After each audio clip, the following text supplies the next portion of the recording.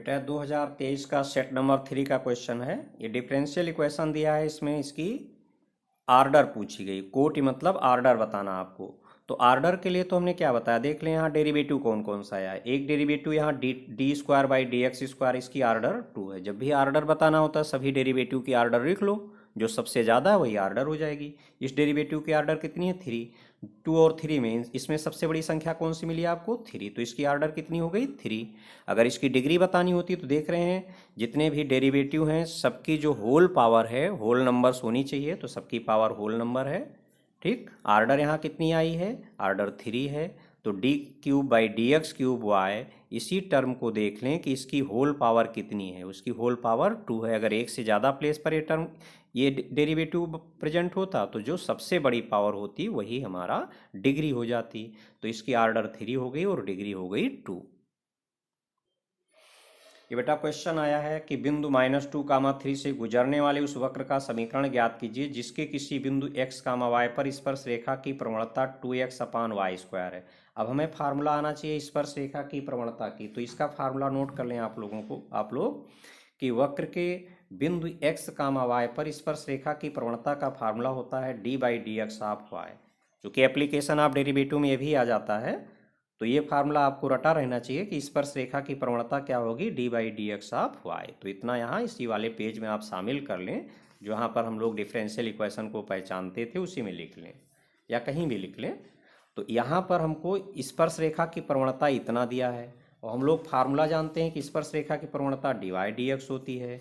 ठीक, तो हमने यहाँ फार्मूला नोट भी किया, क्वेश्चन में भी लिखना पड़ेगा आपको कि वक्र बिंदु x, y पर स्पर्श रेखा की प्रवणता का क्या फार्मूला होता है d/dx/y। और क्वेश्चन में प्रवणता इतनी दी गई है तो इसका मतलब ये और ये दोनों बराबर होंगे ना। फार्मूले प्रवणता का ये फार्मूला है, क्वेश्चन कह रहा प्रवणता इतना, तो दोनों को बराबर कर दो। अब ये आपका डिफरेंशियल इक्वेशन हो गया। अब इसमें ध्यान से देखें, यहाँ dy/dx लिखा हुआ है, सेपरेशन ऑफ वेरिएबल की पहचान हम लोग लेकर चल रहे हैं। यहाँ dy/dx लिखा हुआ है, इक्वल के बाद देखें यहाँ केवल x दिख रहा है और यहाँ केवल y दिख रहा है। सेपरेशन ऑफ वेरिएबल्स का क्वेश्चन है। 3 अब गुणा कर लें, ये देख रहे हैं dy के साथ y का फंक्शन अपने आप आया है, dx के साथ x का फंक्शन अपने आप आया, दोनों पक्षों का समाकलन कर दिया गया। सभी बच्चों को x पावर n का इंटीग्रेशन मालूम है ना, x की पावर n+1 बटे n+1 प्लस यही फार्मूला लग गया। तो इस पावर में एक जोड़ दिया गया, यहाँ 2 कांस्टेंट का गुणा है ना, बाहर चला गया, डायरेक्ट लिख दिया गया। इस 2 को हमने डायरेक्ट बाहर कर दिया है और x का इंटीग्रेशन करेंगे तो पावर में एक जोड़ेंगे, अपान में वही चला गया, सिंप्लीफाई कर लिया गया। यहाँ ये एक पॉइंट दिया बेटा, ये x की वैल्यू है, पॉइंट x, y होता है ना, तो x बराबर हमें -2 रखना है, y बराबर 3 रख करके कांस्टेंट की वैल्यू निकालना है। तो हम यहाँ लिखेंगे प्रश्नानुसार यह वक्र बिंदु -2, 3 से गुजर रहा है। यहीं से सेंटेंस बना लें, इसलिए तो इसी में समीकरण 1 में हमने x बराबर क्या रख दिया -2 और y बराबर 3 रख दिया। कैलकुलेट कर लिया, c की वैल्यू 5 आ गई, यहाँ रख देंगे। ठीक, c का मान समीकरण 1 में रखने पर यह आंसर हो गया। y पावर 3 लिखा बेटा, देख रहे हैं ना, y पावर 3 = 3x पावर 2 + 15, यहाँ 3 से इंटू कर दिया गया। यहाँ आंसर लिखना चाहें, ये भी आंसर सही है। बहुत ही मेन टाइप है ये बेटा 2023 का सेट नंबर 4 है। अवकल समीकरण हमको दे दिया गया है और इसकी हमको घात बतानी है। घात मतलब क्या बताना आपको बेटा, घात मतलब डिग्री बतानी है यहाँ। ठीक है, डिग्री। और डिग्री बताने के लिए पहले आर्डर पढ़ा जाता है, पहले आप उसकी आर्डर पढ़ेंगे। आर्डर पढ़ने के लिए हम देखते हैं मेरे पास कौन कौन सा डेरिवेटिव। यहाँ देखें डेरिवेटिव क्या है dy/dx, इसकी आर्डर 1। इस यहाँ भी dy/dx ही लिखा है, इसकी भी आर्डर 1। यहाँ d²/dx² लिखा है, इसकी आर्डर 2। तो 1 और 2 में बड़ा कौन है 2, तो आर्डर तो इसकी 2 आ गई। यहाँ पर हम देख रहे हैं कि इसकी आर्डर तो 2 आ गई, लेकिन हमें डिग्री बताना बेटा, डिग्री हम पता लगाएंगे। अब देखोगे आर्डर 2 है तो हम देखते हैं d²/dx² ये वाला डेरिवेटिव क्या एक से ज़्यादा जगह प्रेजेंट है। अगर एक से ज़्यादा जगह प्रेजेंट है तब तो दोनों की पावर पढ़ लोगे, दोनों जगह या जितनी भी जगह ये प्रेजेंट है सबकी पावर पढ़ लेंगे, जो सबसे ज़्यादा आएगी वही डिग्री हो जाएगी। लेकिन ये तो एक ही जगह प्रेजेंट है, यहीं इसकी कितनी पावर है, होल पावर 3 है, तो इसकी डिग्री आ गई, डिग्री आ गई यहाँ पर 3। यह अगला क्वेश्चन बेटा, इसमें मान ज्ञात कीजिए उन्होंने लिखा है, क्वेश्चन में लिखा हुआ है मान ज्ञात कीजिए। मान ज्ञात कीजिए मतलब आपको सॉल्व करना है, वहाँ परेशान ना हो कि हम कहाँ से मान ज्ञात कर रहे हैं, कौन सी वैल्यू, सीधे सॉल्व करना है। अब सॉल्व करना अब क्या है, कौन सा टॉपिक है, क्या बना है यहाँ पर dy/dx बना है ना, मतलब अवकल समीकरण। उन्होंने लिखा नहीं कि अवकल समीकरण है, लेकिन आप पहचानना जान चुके हैं कि अवकल समीकरण है। अब अवकल समीकरण में हमको पहचानना है कि ये सेपरेशन ऑफ वेरिएबल से होगा या होमोजीनियस से होगा, किस तरीके से होगा। तो जब सेपरेशन ऑफ वेरिएबल्स में चलेंगे तो dy/dx का टर्म तो यहाँ रखेंगे और सभी टर्म आप किधर ले जाएंगे, RHS में। तो ये वाला टर्म इधर ले आए तो यहाँ क्या आ जाएगा, ये आ गया x² into log x minus का 2i। कुछ कॉमन हो नहीं रहा बेटा, इस ब्रैकेट के अंदर x और y दोनों प्रेजेंट है, मतलब सेपरेशन ऑफ वेरिएबल से नहीं होगा। होमोजीनियस चेक करना है तो होमोजीनियस में देखिए बेटा यहाँ लॉग आया है, और हमने होमोजीनियस को पहचानने के लिए बता दिया इनवर्स लॉग ट्रिग्नोमेट्री एक्सपोनेंशियल में से कोई भी फंक्शन आ गया तो उसके आगे x/y या y/x होना चाहिए, नहीं तो होमोजीनियस हो पॉसिबल नहीं है। तो ये कन्फर्म है कि यहाँ लॉग के आगे x/y या y/x तो बन नहीं रहा है, ये होमोजीनियस से पॉसिबल नहीं है। अब बचा लीनियर। लीनियर के लिए पूरे समीकरण में या तो x की पावर 1 हो या y की पावर 1 हो, लेकिन ये जो x और y की पावर पढ़ते हो ये ILTE के आगे ना लिखा हो, सीधे सीधे आप पहचान लो। यहाँ लॉग यहाँ x किसके आगे लिखा है, लॉग के आगे। तो x की पावर आपने को नहीं रीड करना है, किसकी पावर रीड करना है, वहाँ y की। तो देखें पूरे में y पावर 1 आया, एक ही जगह है y पावर 1 है, y पावर 1 है, इसका मतलब y में लीनियर बनेगा। ये आपको पहचान बस सिखा दिया हमने, इसकी सॉल्विंग बताई हुई है। लीनियर आ गया, y पावर 1 है तो देखें इस तरह से बनाया जाएगा, और यहाँ p और q कंपेयर करेंगे आप। ठीक देख रहे हैं, dy/dx से पहले क्या होना चाहिए बेटा, जब भी लीनियर में चलेंगे तो dy/dx से पहले आप +1 बना लेने। ठीक है, होमोजीनियस भी जब हम लोग सॉल्व करते हैं तो dy/dx से पहले +1 बना लेते हैं दोनों में, इससे आसान हो जाता है। यहाँ तो बनाना ही पड़ेगा, तो इसका मानक है यहाँ +1 होना चाहिए, यहाँ कोई मानक नहीं कि 1 हो। तो चलो यहाँ dy/dx से पहले क्या लिखा है, x लिखा है ना, तो यहाँ से हटाना पड़ेगा। हटाने का मतलब यहाँ इंटू है तो सभी टर्म में हम x से डिवाइड कर देंगे। x से हमने यहाँ यहाँ यहाँ सब जगह डिवाइड कर दिया, यहाँ तो कट गया, इतना आ गया। अब देखो यहाँ से कंपेयर करोगे, p की वैल्यू कैसे रीड करते हो, y पावर 1 इस वाले टर्म में गए, ये y पावर 1 को छोड़ दो, पूरा चिन्ह सहित लिख लो, p हो गया और ये RHS क्यू हो गया। अब इंटीग्रेटिंग फैक्टर का फार्मूला जानते हैं, e की पावर इंटीग्रेशन p dx। ठीक है, यहाँ dx यहीं से देख के लिखे हैं, p की वैल्यू रख दें। अब ये 2 तो बाहर चला गया, 1/x का इंटीग्रेशन सभी बच्चों को मालूम है कि 1/x का इंटीग्रेशन कितना होता है, 1/x का integration log modulus x plus c होता है। लेकिन हम लोग इंटीग्रेटिंग फैक्टर में चल रहे हैं तो यहाँ मॉड्यूलस नहीं लगाएंगे, ना c लिखेंगे, इतना लिख दिया। अब देखोगे फार्मूला हमने बताया हुआ है आप लोगों को ये कि e की power log fx equal to fx होता है, लेकिन अगर इसके पहले कोई नंबर आ गई इंटू में तो इसको हम कहाँ भेजेंगे, पावर में। यहाँ ये इस तरह से लिख लेंगे, फिर फार्मूला लगाएंगे। यहाँ 2 का इंटू है लॉग में तो ये 2 चला जाएगा x की पावर में। अब ये पूरा हट गया, कितना आ गया, x पावर 2, ये फार्मूला लिख दिया गया। अब इसके बाद हम लोग इसके सोल्यूशन पर चलेंगे। सोल्यूशन में आएंगे बेटा, ये वाला केस था, इसका सोल्यूशन कैसे लिखते हो, y into integrating factor equal to integration के अंदर q इंटू इंटीग्रेटिंग फैक्टर, ठीक है, dx प्लस c। तो ये वाला फार्मूला लिख दिया गया, y into integrating factor equal to integration के अंदर q into integrating factor dx plus c, जहाँ c स्वेच्छ अचर है। अब इसमें इंटीग्रेटिंग फैक्टर की वैल्यू यहाँ रख दें, ठीक, यहाँ q और इंटीग्रेटिंग फैक्टर की वैल्यू रख दें। तो इंटीग्रेटिंग फैक्टर x पावर 2 था आपका, और q की वैल्यू है x into log x, integrating factor x power 2 यहाँ रख दिया गया। तो यहाँ सिंप्लीफाई करेंगे, देखें x की पावर 1 और x की पावर 2 x की पावर 3 हो गया। अब इसका इंटीग्रेशन करना है, इंटीग्रेशन करना है तो इंटीग्रेशन की कंसेप्ट में चलेंगे आप। सबसे पहले तो सीधा सीधा फार्मूला देखोगे। सीधा फार्मूला देखने के लिए बेटा, सीधा फार्मूला केवल किसका है, एलजबरा का है। अकेला एलजबरा हो या अकेला एलजबरा हो या अकेला ट्रिग्नोमेट्री हो और या अकेला एक्सपोनेंशियल हो, 3 का डायरेक्ट फार्मूला है। और एक फार्मूला मैंने आपको लिखाया हुआ है e power ax into sine b x का, और एक फार्मूला लिखाया हुआ है e power ax into cos b x का। इतने फार्मूले आपको लिखाए गए हैं ये, ठीक है, e power ax into sine b x का, e power ax into cos b x का। इस तरह से कोई भी मैच नहीं हुआ।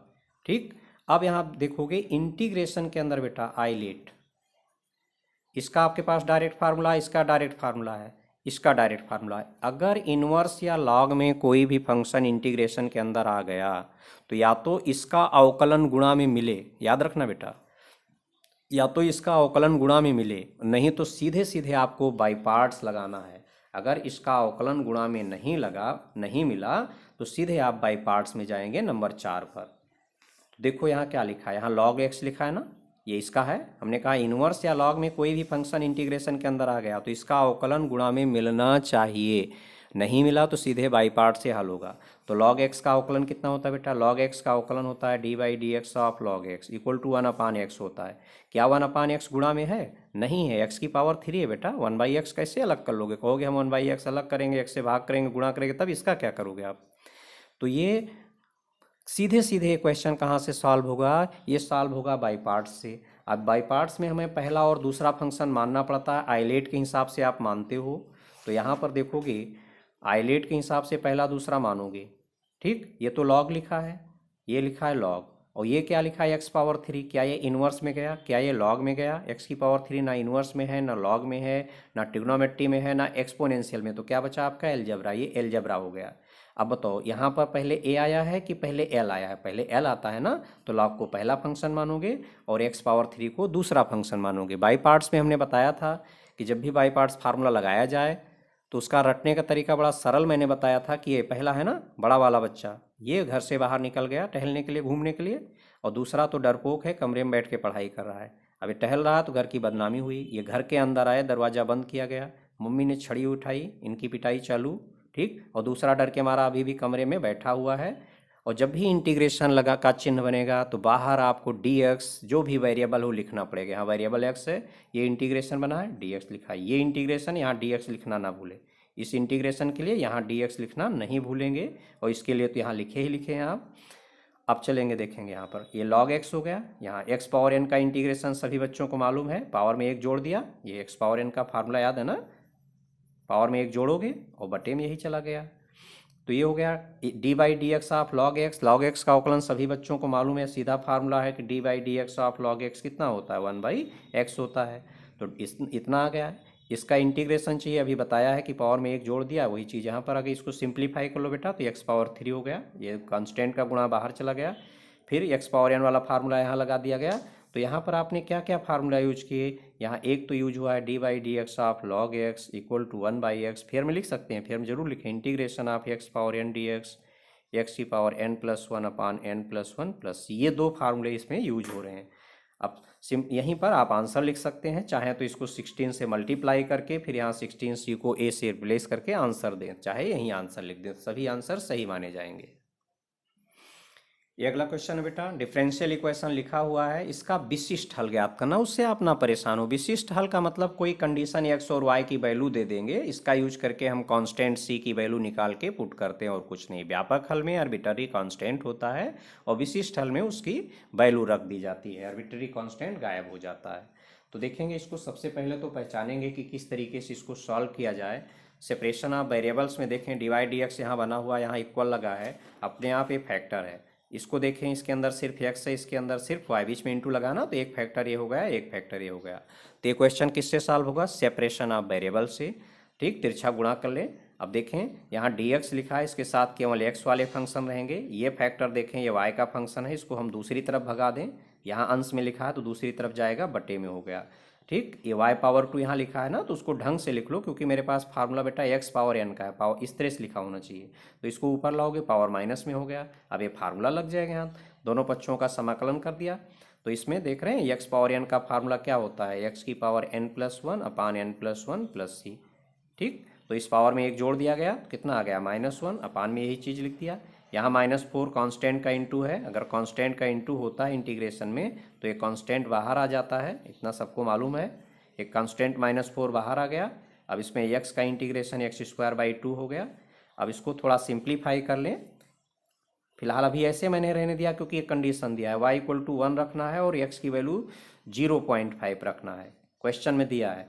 तो यह लिखा जाएगा इस समीकरण में y = 1 x = 0.5 रखने पर। क्यों ऐसा हो रहा है? बच्चा कहेगा ये क्यों रख रहे हो? ब्रैकेट में आप लिख दो प्रश्न के अनुसार, कि एग्जामिनर चेक करे तो उसे मालूम तो रहे कहाँ से आ गया। तो पेपर में दिया है, यहाँ पढ़ लेगा, अब आपको लिखना जरूरी है। तो x के प्लेस पर आप 0.5 रखेंगे और y के प्लेस पर 1 रखेंगे, तो यहाँ पर कितना आ गया? -1 आ गया। और यहाँ x पावर 2 है तो 0.5 का स्क्वायर है बेटा, 0.5 का स्क्वायर मतलब 0.5 इंटू 0.5 हुआ, 5 को 5 से इंटू करोगे 25 आएगा। डेसिमल 1 प्लेस और 1 प्लेस मतलब यहाँ 2 प्लेस पर लगेगा, ठीक है। इतना आ गया। आप c की वैल्यू इसको कैलकुलेट कर लें आप, और c की वैल्यू यहाँ आप पुट कर दें, वही आंसर हो जाएगा। देखिए बेटा, c की वैल्यू कैलकुलेट की गई, माइनस का 0.50 है, इसको हम क्या लिख सकते हैं, माइनस आप लिख सकते हैं कि नहीं, -0.50। ये डेसिमल हटा दें तो यहाँ 1 आ गया, 2 प्लेस हैं तो 2 जीरो, जीरो जीरो कट गया, 5 इन 1 जा 2, 1/2 आया माइनस का।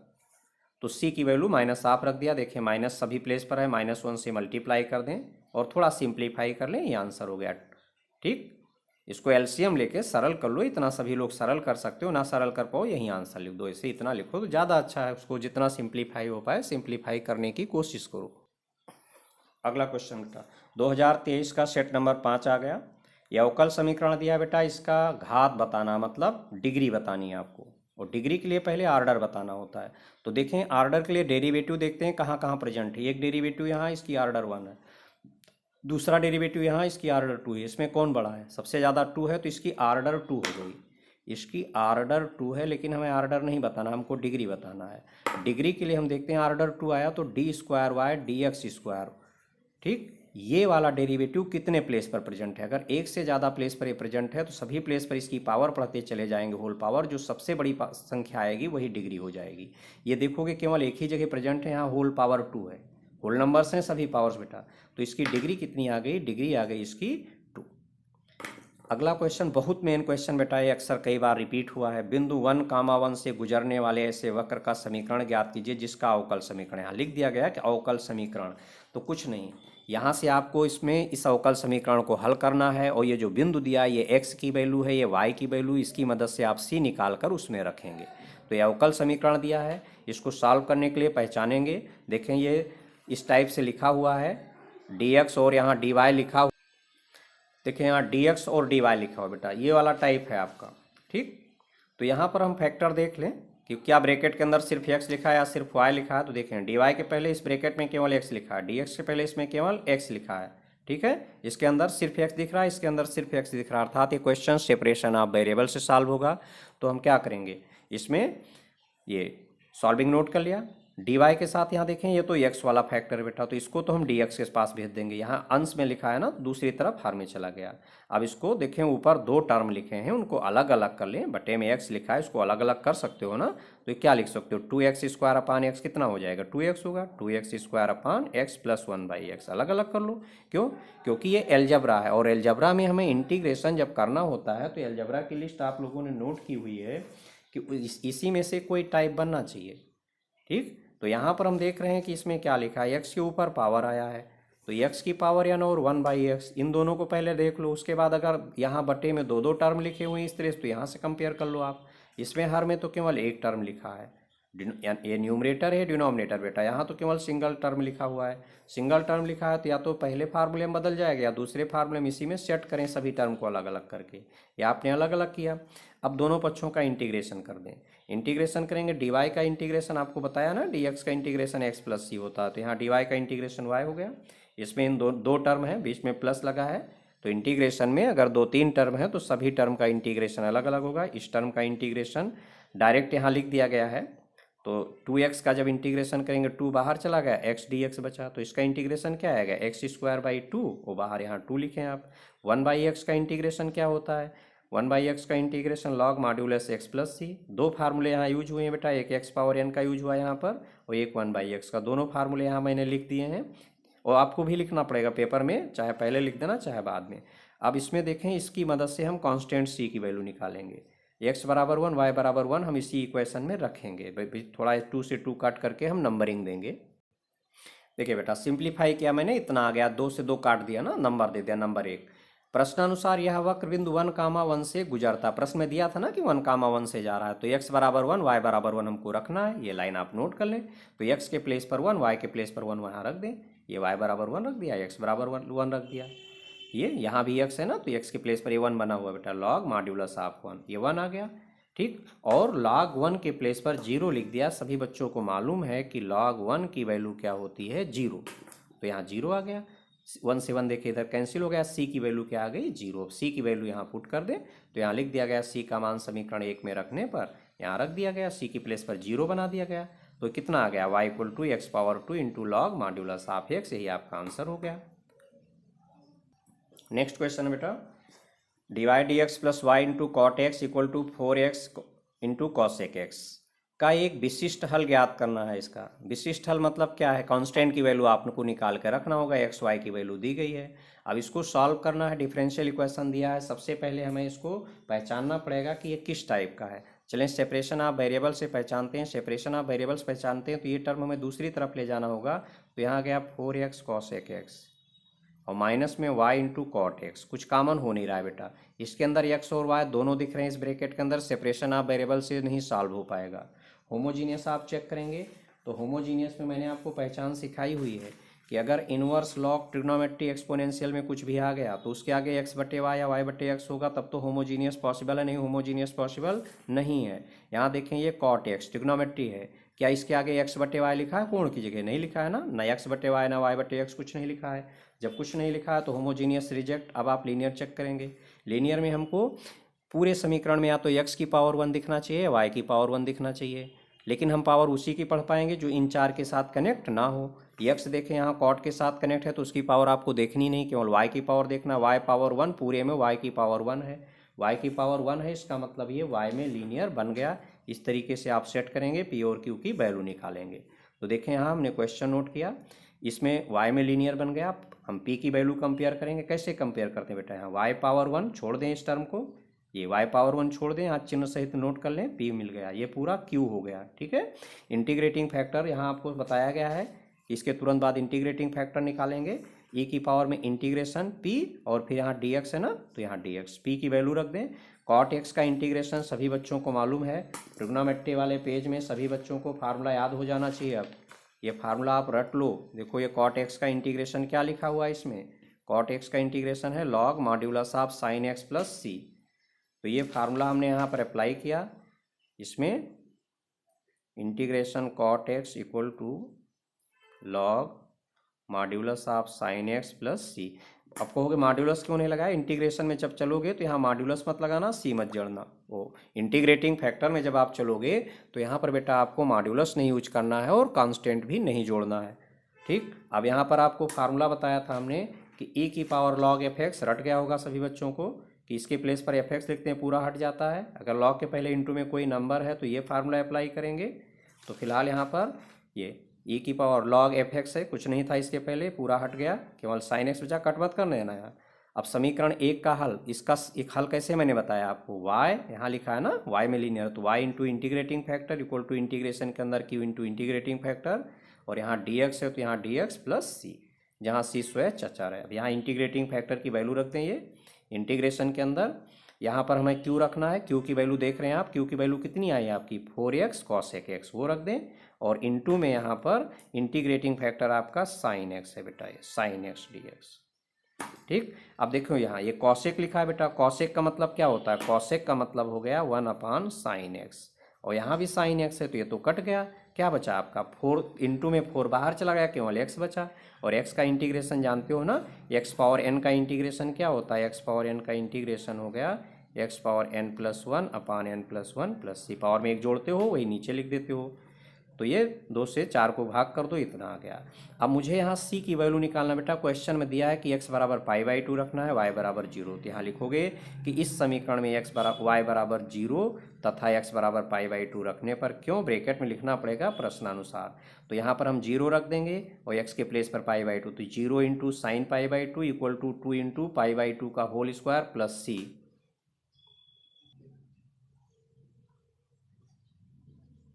देखिए बेटा 0 इंटू साइन π/2, मैंने कहा ना x और y की वैल्यू रख रहे हैं, इक्वल टू 2 इंटू π/2 का स्क्वायर, क्योंकि यहाँ x का स्क्वायर था, अब ये तो 0 हो गया। अब यहाँ π/2 का स्क्वायर करोगे तो π²/4 आएगा, ये 2 इंटू π²/4, 2 से 4 को कट कर दो, इतना आ जाएगा। अब c की वैल्यू आ गई -π²/2, c का मान समीकरण 2 में आप रख दें, ये आंसर हो गया, चाहे तो 2 से मल्टीप्लाई कर दें। ये बेटा c की वैल्यू -π²/2 आई है ना, तो यहीं इसी प्लेस पर, इसी में c के प्लेस पर -π²/2 आपको रख देना है, आंसर हो जाएगा। ये हमने यहाँ c की वैल्यू रखी ना, यहीं तो c लिखा हुआ था, इसी प्लेस पर -π²/2 रख दिया, आंसर हो गया। चाहो तो 2 से गुणा कर दो या इसी में आंसर लिख दो। बेटा 2023 के सेट नंबर 6 का क्वेश्चन है, दिया है अवकल समीकरण को हल करो। ठीक है, यहाँ पर आपको सबसे पहले पहचानना होगा, पहचान सभी बच्चों को अच्छे से आने लगी होगी देखें ये डी वाई डी एक्स बना है ना, हम सेपरेशन ऑफ वेरिएबल्स पहचानने जा रहे हैं। ये डी वाई डी एक्स के पहले जो फैक्टर लिखा देखें, इसमें एक्स और वाई दोनों है, दोनों को अलग कर पाना पॉसिबल नहीं है। केवल एक्स या केवल वाई नहीं है, इसका मतलब सेपरेशन ऑफ वेरिएबल से नहीं सॉल्व होगा, सेपरेशन ऑफ वेरिएबल रिजेक्ट हो गया।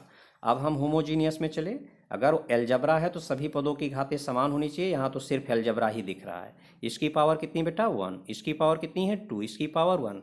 क्या सभी पदों की घातें समान आई? बिल्कुल समान नहीं आई, होमोजीनियस भी रिजेक्ट हो गया।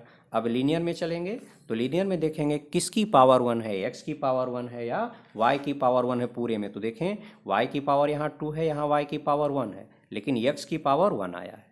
यक्स एक ही जगह है ना, यहाँ देखें यक्स की पावर एक से ज़्यादा जगह भी हो सकता है बेटा, लेकिन जितनी जगह लिखा है सब जगह पावर 1 होना चाहिए। ठीक, वाई 2 जगह लिखा है, यहाँ तो पावर 1 है और यहाँ पावर 2 है, तो वाई में लीनियर नहीं होगा। यक्स में पावर क्या है आपका 1, एक ही जगह लिखा है, तो ये किस में लीनियर है? एक्स में लीनियर है। और जब एक्स में लीनियर होता है तो इस तरह बनाया जाएगा। आपको डी एक्स डी वाई चाहिए, इस तरह से आपको सेट करना पड़ेगा। आपको डी एक्स डी वाई की ज़रूरत है, इस तरह से आप बनाएंगे। तो यहाँ हमको ज़रूरत किसकी है? डी एक्स डी वाई की। लिखा क्या है? D y d x. तो चलो पहले डी वाई डी एक्स की वैल्यू निकाल लो। अब डी वाई डी एक्स की वैल्यू निकाल लिया, ये जानते हैं अंश में है बटे में चला गया हर में। हमको तो डी एक्स डी वाई चाहिए बेटा। डी एक्स डी वाई जो होता है ये डी वाई डी एक्स का व्युत्क्रम होता है, reciprocal. D x d y बराबर क्या होगा? 1 डी वाई डी एक्स। ठीक, तो इसका जो डी वाई डी एक्स का व्युत्क्रम है वो यहाँ होगा। तो कुल मिला के ऐसा समझ लो दोनों तरफ पलट गया, हम अंश और हर दोनों तरफ पलट दे रहे हैं, लेफ्ट में भी और राइट में भी। तो इसको पलटोगे यहाँ आ गया, यहाँ आ गया। ठीक, लेकिन ये मत समझना कि इसको ऐसा पलट दिया जाता है। होता क्या है, दोनों तरफ का व्युत्क्रम लिया गया है, दोनों पक्षों का हमने क्या लिया है? व्युत्क्रम। इसका व्युत्क्रम लेंगे तो डी एक्स डी वाई, नहीं ना सोच रहे हैं ऐसे घुमा दिया। और अपने समझने के लिए यही समझ लो कि ये घुमा दिया गया, इसको भी घुमा दिया गया, दोनों घुमा दिया, तो यहाँ आ गया, यहाँ आ गया, यहाँ आ गया, यहाँ आ गया। ठीक, अब इसको देखोगे बेटा हमें किस तरह से लिखना है। हमको लिखना है ये डी एक्स डी वाई के बाद प्लस में पी एक्स, एक्स पावर 1 वाला टर्म पूरा इसी तरफ ले आओगे लेफ्ट में, पूरा एक्स इधर दिखना नहीं चाहिए, इधर सिर्फ वाई दिखेगा। यहाँ देखोगे 2 टर्म लिखे हैं तो दोनों अलग अलग कर लो। ये आपके पेरेंट्स हैं, आप 2 भाई हैं तो पेरेंट्स तो दोनों के उतने दोनों के लिए है ना, तो एक्स अपान वाई। ये आपके भी पेरेंट्स हैं और इसके भी पेरेंट्स हैं, दोनों से जुड़े हुए हैं वो। अब देखें ये एक्स पावर 1 वाला टर्म है, इसमें एक्स नहीं है, इसको आर एच एस में रखो, इसको एल एच एस इधर ले आओ, एल एच एस में, इसे सिंप्लीफाई कर लो। अब यहाँ से कंपेयर कर लो तो p कैसे रीड करते हो? ये क्यों बना है बेटा? p कैसे रीड करेंगे? यहाँ y पावर 1 है ना, y पावर 1 को ये सॉरी ये गलत लिख गया है यहाँ बेटा, ये x में लीनियर है तो हमको लिखना होगा डी एक्स डी वाई और plus p y equal to q से तुलना करने पर, से तुलना करने पर ये आप लिखेंगे। गलत लिख गया था वो, तो देखें, अरे फिर गलत लिख गया, d x d y plus p x equal to q. यहाँ x में लीनियर है, इस तरह से आप लिख रहे हैं यहाँ d x d y plus p into x बराबर क्यू, इससे आप कंपेयर कर रहे हैं यहाँ। तो डी एक्स डी वाई और प्लस पी इंटू एक्स, ये यहाँ d x d y plus p into x equal to q से तुलना करने पर, ये आप लिखेंगे तुलना करने पर। ठीक, इसको करेक्शन कर लेंगे। हाँ, अब देखेंगे यहाँ p कैसे रीड करेंगे, x पावर 1 को छोड़ देंगे, जो बचेगा वो p होगा। अब यहाँ देखेंगे तो x पावर 1 को आप जब छोड़ रहे हैं, ये x पावर 1 पूरा चिन्ह से, तो क्या लिखा है माइनस, और x पावर 1 को छोड़ दो तो ऊपर तो 1 बचा, नीचे y बचा, और ये पूरा q हो गया। इंटीग्रेटिंग फैक्टर का फार्मूला क्या होगा? e की पावर इंटीग्रेशन में p लिखा जाता है, उसके बाद यहाँ देख लो यहाँ dy लिखा है तो यहाँ dy लिख दो। अब p की वैल्यू रख दो, ये -1 का गुणा बाहर चला गया। इसका फार्मूला सभी बच्चों को मालूम है कि इंटीग्रेशन 1/x dx क्या होता है? Log modulus x plus c, ये फार्मूला होता है ना। अब लेकिन हम इंटीग्रेटिंग फैक्टर में बेटा, तो यहाँ पर मॉड्यूलस नहीं लगाएंगे और c नहीं जोड़ेंगे। अब यहाँ लॉग के पहले यहाँ पर हमने आपको ये फार्मूला बताया हुआ है कि जब भी इंटीग्रेटिंग फैक्टर निकालेंगे तो इसकी रिक्वायरमेंट होगी, इसको ज़रूर देख लेंगे। लॉग के पहले अगर कोई नंबर है, किसी संख्या का गुणा है, तो उसको यहाँ होल पावर में भेज देंगे। तो यहाँ देखें लॉग के पहले -1 का इंटू है, ये इसकी पावर में आ गया तो आई पावर -1। अब इसके बाद इस तरह से फार्मूला बन गया, अब ये पूरा हट जाता है, केवल इतना बच गया, ये एफ एक्स लिखा है बेटा, तो ये पूरा हट गया। यहाँ क्या बच गया? वाई पावर -1 मतलब 1/y।